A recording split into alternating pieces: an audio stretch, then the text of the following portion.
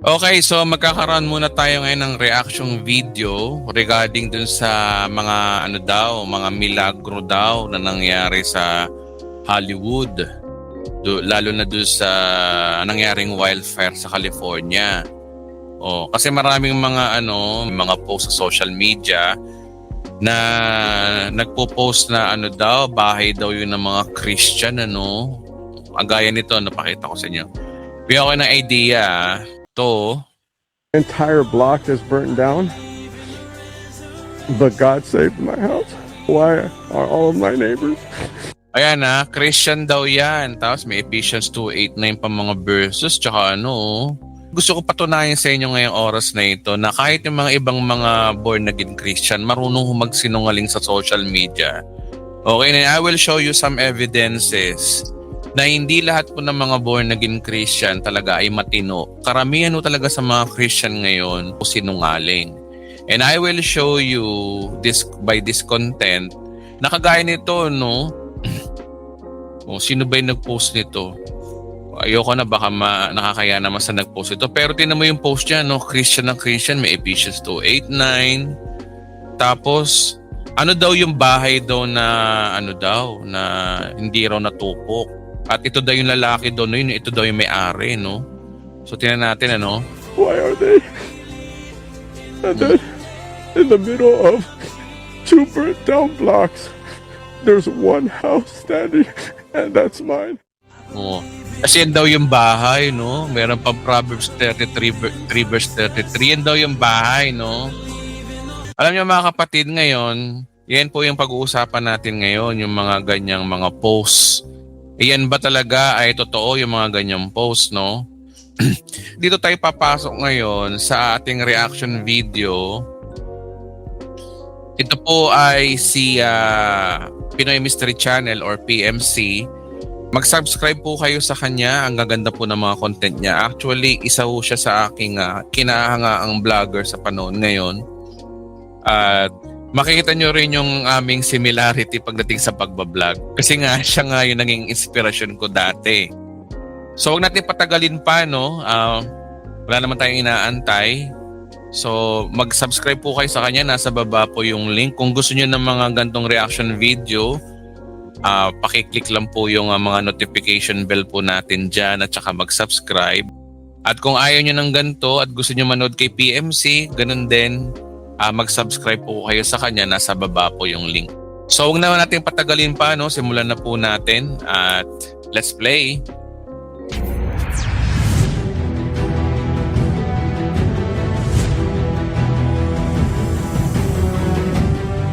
Milagro sa Hollywood, sa gitna ng malaking wildfire.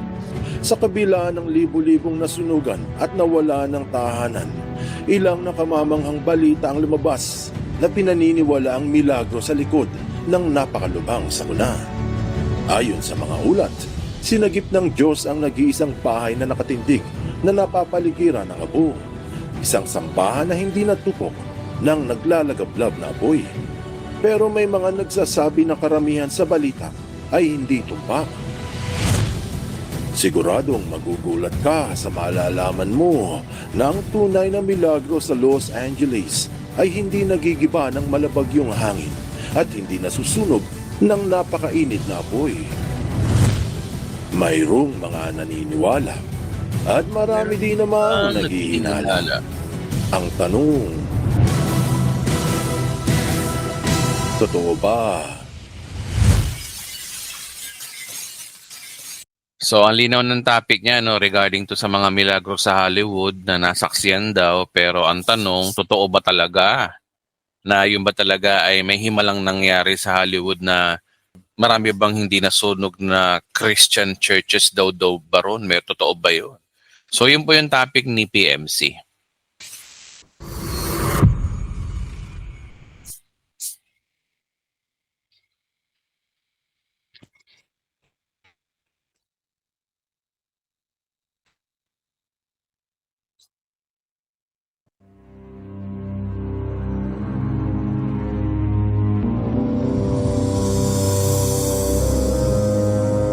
Sa kabila ng mga ginagawa ngayon ng California upang labanan ng kumakalat na apoy sa Hollywood. Tila wala silang pangontra sa malabagyong ihip ni Santa Ana. Ito yung napakalakas na hangin nagmumula sa The Great Basin na malapit sa Utah at lawak ng Nevada. Dahil dito, nahihirapan ang kinaukulang pigilin ang pagkalat ng sunog. Base sa So yung Santa Ana winds na yun, usually kilalang kilala po yan na isang occasion na hangin dyan sa California eh. Tinatawag pa nga nila itong devil winds.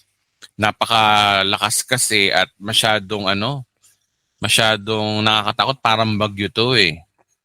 Na ito ay nakakaapekto mismo doon sa sa buong coastal nito, no.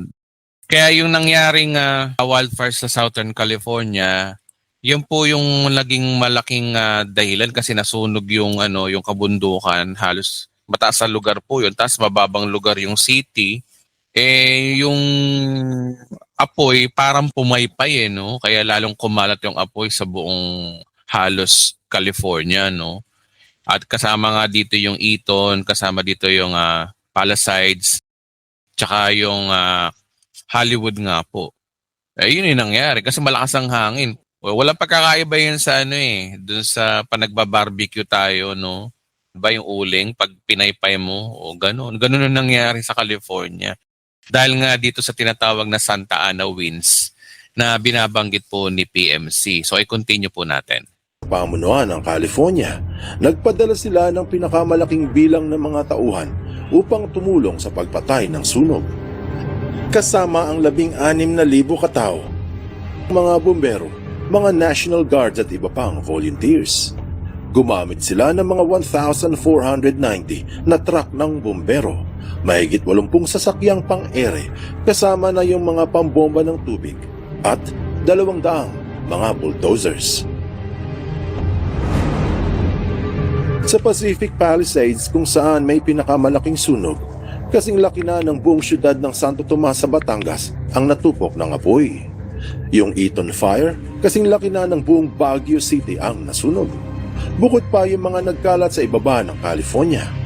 Ayon sa California Matters, sobra na sa 40,000 acres ang Ang lawak nun parang kinumpira niya doon sa buong Baguio City, no? Grabe hindi biro yung lawak ng lupang nasunog, no? nasunog sa Los Angeles County.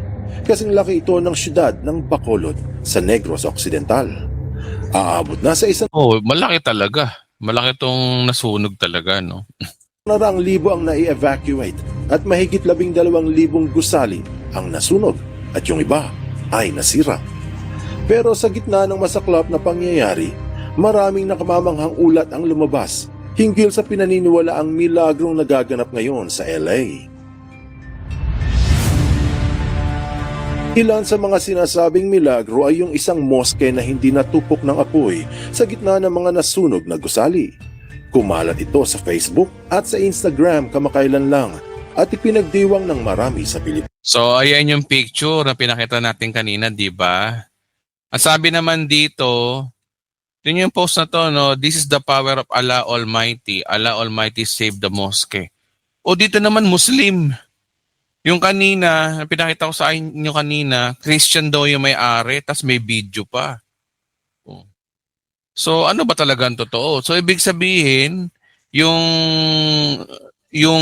ito na nag-iisang bahay na hindi nasunog, yung mga gantong post, isang malaking kasinungalingan talaga. At nakakalungkot, pati mga born again Christian nakikisinungaling sa mga gantong post. Hindi ko malaman kung ano motibo nila, no? Ibang religion, nakiklaim din pala nung tong picture na to. So, sige, lilinawin to ni PMC. Sinabi pa na ito ang patunay sa kapangyarihan ni Allah. Totoo naman na kung milagro ang naganap ay dapat ngang ipagdiwang. Pero lumabas na ang litrato ay kuha pa noong 2023 na fact-check ito ng India. Ay sus, 2023 pa pala tong tong picture na to. Iba pala may-ari, hindi pala Muslim, hindi pala Christian. Alamin natin kung sino to, no? Ano yung video kanina, di ba? So, ang galing mag-edit ng iba, no? So, kayo basta-basta maniniwala sa social media, mga kapatid, no? Dapat nagre-research din tayo no? So, panoorin pa ho natin. Today, sinabing ang litrato ay mula sa sunog sa Maui taong 2023 at napatunayan gamit ang Google Reverse Image Search na mula ito sa balita ng NPR. Search na mula Sabi rito, fact check. Mosque safe from Los Angeles fires. Sa ibang bansa pala, mosque pala yung na yun. Pero ito sa Pilipinas, pagmamayari doon ng isang born again Christian daw. Pero sabi kasi dito, the viral photo of a house standing intact in a neighborhood ravaged by fire is old and from Hawaii. Ay sa Hawaii pala yun. Los Angeles wildfires, on the other hand, at sabi dito na have destroyed several houses of worship including mosque. Marami palang mga nasunog na simbahan, building ng simbahan, mapa-Katoliko, mapa-Kristiyano, lahat ng religion, kahit mosque nasunog. So nagpapatunay talaga na yung nangyaring wildfire sa Los Angeles ay wala pong galaw ang Diyos ho doon. Pinagbibintangan nila yung yung ibang mga vlogger, galit na galit doon sa mga Los Angeles, yung Golden Globe awardee na yun nangyari, galit na galit. Dahil daw doon, nagalit daw ang Diyos. No? Galit na galit daw ang Diyos. Pero kung pag-aaralan nyo sa bagong tipan, hindi naman galit ang Diyos sa panahon natin ngayon. Wala pa naman tayo sa Judgment Day. Kino-connect nila lagi na yung sunog sa California ay parusa daw ng Diyos. Kung yun daw ay parusa ng Diyos, bakit hindi nakaligtas yung ibang mga simbahan ayon dito sa sa content na ito? Ayon dito, So, minsan isip-isip din tayo mga kababayan. Wag ko tayo masyadong paniwala doon sa mga sabi Christian daw sila, pero yung pala sinungaling din pala yung ibang born again, no? Panoorin natin. Sige lang. mula ito sa balita ng NPR. Yung Miracle House sa Lahaina ng Maui. Sinabi na hindi rin ito isang mosque, ngunit bahay ng mag-asawang sina Trip Milliken at Dora Atwater. Bahay pala ng mag-asawa pala to no? Si Chip Milligan daw at saka si Dora Water. Ang daming ang dami palang nagmamayari nitong picture na to. Ito. Balik natin Kaya marami pala nagmamayari nito. May Muslim, may born again, mayroong mag-asawa sa Hawaii, tapos kinuha pa daw sa nung 2023 pa daw. Nagpapatunay na walang totoo sa social media kahit mga Christian pa yung mga post. Marami rin sa Pilipinas ang namangha sa balitang lumabas hinggil sa 3 palapag na bahay sa Malibu, ang tinaguriang Miracle House. Halos walang galos ito. Yung mga Pilipino dito, madaling mabudol pang may nag-post lang na kunwari, miracle. Alam niyo yung mga ibang mga Christian ngayon, ang hilig sa miracle, no?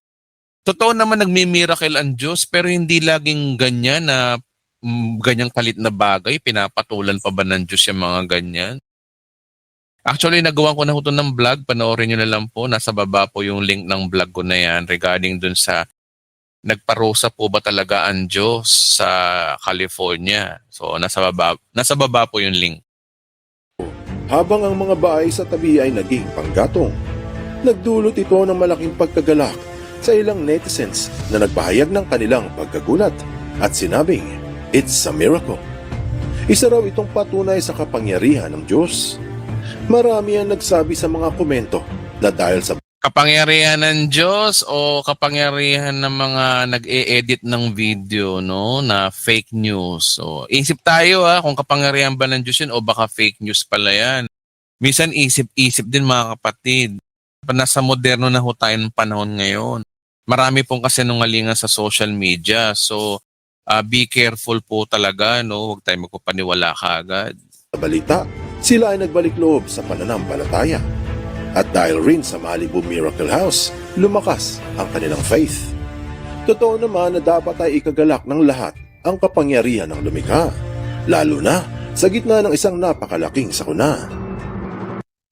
Pero, milagro nga ba ang multi-million-dollar house?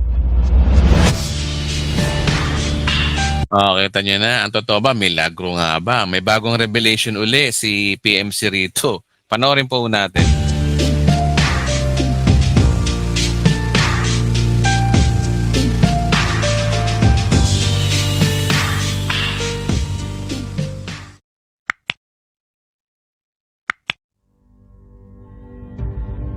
Marami sa Pinas ang nagsasabi na sinagip ng Diyos ang mamahaling bahay sa Malibu na may presyong hihigit sa $9 million. Dahil daw sa mapagkumbaba ang may-ari nito at tunay na relihiyoso. Siguro nga ay tama sila. Ganyan ang turo ng ibang mga Christian no? Pag sumusunod daw sa Diyos, iingatan ka daw. Kaya mga hindi daw nasunog na bahay sa Los Angeles, yan daw yung mga maka-Diyos, no? Mga ano daw. So, ibig sabihin, yung mga nasunog ay hindi maka-Diyos. So, ganyan kakitid ang isip ng ibang Christian mag-interpret ng ng mga bali-balita. Nakakapagtaka kung ganun nga ang pangyayari sa California, bakit nga marami nasunog din ng mga mosque, mga Christian churches? Mamaya papakita sa inyo ni PMC. Pero kung sasaliksikin ng maigi, hindi lamang ang multi-million-dollar Miracle House ang nakatayo. Kung pagmamasdan ng buong litrato, sa kanang bahagi ay may ilan ding bahay na hindi nasunog. Sa makatuwid, sa kaliwa, mas marami pa ang Ang pinalabas sa social media, ang pinicturean lang kinarap. Pero yung pala, may mga picture pa pala dito. Tingnan nyo, ganyan katindi ang pandaraya talaga sa kasinungalingan sa social media. Ito, pinicturan. Pero ito, hindi. Hindi nila alam, meron pang ibang mga bahay rito na hindi naman nasunog. Kita mo? Yun ang problema sa atin nakatayo. Kitang-kita na ilang hilera ng bahay ang hindi natupok ng apoy. Siguro nga totoo ang sabi ng iba na sinagip ng Diyos yung mga multi-million-dollar homes sa Malibu. Pero may ilang nagsasabi na medyo exaggerated lang yung kwento ng mga relihiyoso. Kita nyo na. Talagang exaggerated talaga yung mga panatikong relihiyoso talaga sa totoo lang. Exaggerate magkwento yung mga yan. Ingat-ingat po tayo, no? Ang tatlong malaking relihiyon ng Islam, Kristyanismo at Judaismo, lahat ay apektado rin ng sunog. Ayon sa WPR, ilang sambahan ang nasalanta katulad ng St. Matthew at St. Mark ng Episcopal Church, yung Altadena United Methodist Church, yung Pasadena Jewish Temple at Chabad Center, ang mosque. Yan, Altadena United Methodist Church, Christian yan ba't nasunog? Akala ko ba iingatan ng Panginoon yung mga righteous, yung mga sumusunod daw sa Diyos, no? Sumusunod daw sa utos. Yun. Pag hindi ka sumusunod sa utos, mapapahamak ka. Ganyan ang mga turo ng ibang born again, no? Ano yan? Ba't ito nasunog? Hindi kaya ang sagot talaga dyan, talagang natural disaster lang talaga at walang kinalaman ng Diyos na nangyari dyan. Hindi nyo matanggap yun Ang gusto nyo kasing Diyos nagpaparusa. Pero aliwa-liwanag na sa bagong tipan, ang Diyos namamay nga. Ang Diyos ay puno-puno ng biyaya sa panahon natin ngayon. Wala pa tayo sa tinatawag na Judgment Day. Yan ang problema sa ibang Christian, kulang sa aral sa Bible. Basta sila, paniwala ka agad, dampot-dampot ng verse sa Bible, kukuha ng verse sa Old Testament, hindi naman tayo nasa Old Testament. Siyempre sa Old Testament, talaga mapagparusa ang Diyos. Pero pagdating dito sa New Testament, dapat kasi maintindihan nyo na may Kristo Dumating si Kristo, yan liwa-liwanag sa John 1:17, di ba? Ano ko nakasulat sa John 1:17? Basahin po natin. Sabi sa John 3:17, ito yung mababasa natin Isinugo ng Diyos ang kanyang anak, hindi upang hatulang maparusahan ng tao, kundi upang iligtas ang mga ito sa pamamagitan niya. Maliwanag na sa panahon natin ngayon, si Jesus hindi naghahatol ngayon. Nagliligtas siya pero hindi matanggap to ng ibang mga Christian. Tanungin mo yung verse nila, saan nila nakuha na ang Diyos ay nagpaparusa. Makikita nyo ron sa Old Testament, makikita nyo ron. Continue po natin ng Masjid Al-Taqwa, ang Corpus Christi Catholic Church, ang Pacific Palisades Presbyterian Church. Marami sa gusali ang naging uling, pero may ilan na nakatayo pa rin. Sa kabila ng lahat, marami sa mga miyembro bagamat apektado ng sunog ay bukas palad na tumutulong ngayon sa iba pang nasalanta at buong pusong nagbibigay ng mga donasyon sa mga naapektuhan ng masaklap na pangyayari. Kung pag-iisipan, Marahil ang tunay na milagro sa gitna nito ay ang pagtitipon ng taong bayan upang tumulong sa mga mayayamang nasalanta ng apoy. Mga street food vendors lang, mga may-ari ng maliliit na tindahan sa California, mga miyembro ng Filipino community sa LA ay nandoon rin. Ayon sa isang post sa Instagram, pati yung mga hindi naniniwala sa Diyos o mga atheists, katulad ng grupong Atheist United, ay tumutulong rin. Yun ang himala na nagsasama-sama yung mga naniniwala sa Diyos, hindi naniniwala sa Diyos, nagtutulungan sila during this tragedy. 'Di ba? Yun yung himala ho doon, yung nagtutulungan. At yun naman talaga ang totoong himala po doon kasi hindi naman ho nangyayari ho yun eh. Remember, sa United States, independent ang practicing ng mga sosyalista doon. Hindi kagaya dito sa Pilipinas, tayo ay mga extrovert pero yung mga Amerikano, karamihan po dyan, ang kultura po dyan, mga introvert ang mga tao. Karamihan walang pakialaman po dyan na hindi kagaya dito sa atin. Kahit hindi mo kakilala, pansinan, masasaya ang mga tao. Dapat natin maintindihan yung kultura ng mga Amerikano. So ibig sabihin mga kapatid, during this tragedy, ang isang magandang himala daw yung nagtutulungan daw yung lahat daw ng klase ng tao. Ayun yung sinasabi dito ni PMC. Ayon sa marami, na kung mayroon mang milagrong nagaganap ngayon sa gitna ng malaking sunog sa Los Angeles, ito ay ang pagtitipon ng mahihirap upang tumulong sa mga mayayaman, kasama ng mga hindi naniniwala sa Diyos na tumutulong sa mga relihiyoso. Ito ay ang tunay na milagro. Anong aral ang mapupulot dito? Hindi pa man tapos ang laban ng mga bumbero at ng naglalagablab na apoy sa Southern California. Patuloy ang kinauukulan sa kanilang pagpusa. Libo-libo ang tumutulong ngayon at nagdo-donate para sa mga nasalanta, mga mahihirap para sa mayayaman, mga hindi naniniwala para sa may mga pananampalataya. Pagtutulungan na sinasabing isang patunay sa kapangyarihan ng Diyos. Mahirap mang paniwalaan, subalit isang milagrong bihira lamang masasaksihan. Hindi ba't ang sabi, God works in mysterious ways. Buksan mo ang iyong isip at hayaang lumalim. So maganda yung content ni PMC. So ang big idea dito ayon sa content niya na ang tunay na himala ho nangyari sa Hollywood na nasaksihan ay hindi yung mga bahay na hindi nasunog, kundi yung pagkakaisa ng mga tao sa panahon ng tragedy na nangyayari ngayon sa buong mundo. Naniniwala man sa Diyos o hindi. Tandaan nyo mga kapatid, dapat natin maintindihan na mahal ng Diyos ang buong mundo, including yung mga taong nagmamak sa Kanya. Kasi kung ikaw ay matured person, naiintindihan mo yung ugali ng Diyos na ugali ng Diyos, hindi pinapatulan yung mga taong lumalait sa Kanya.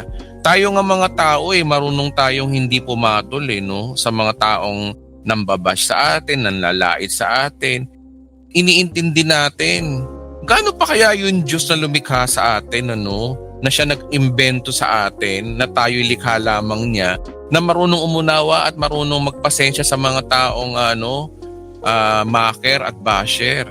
Ang problema kasi, ibang mga pastor ngayon, ibang influencer ngayon, gustong-gusto lagi nila na ang topic nila, ang Diyos lagi nagpaparusa, ang Diyos pumapatol sa mga lumalait sa Kanya. Naku, ang dami po niyaan. Ang dami ho talaga makitid ang isip sa panahon natin ngayon mga kapatid.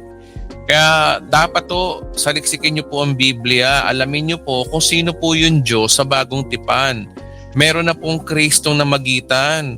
Nasa panahon po tayo ng biyaya ngayon, hindi panahon ng paghatol.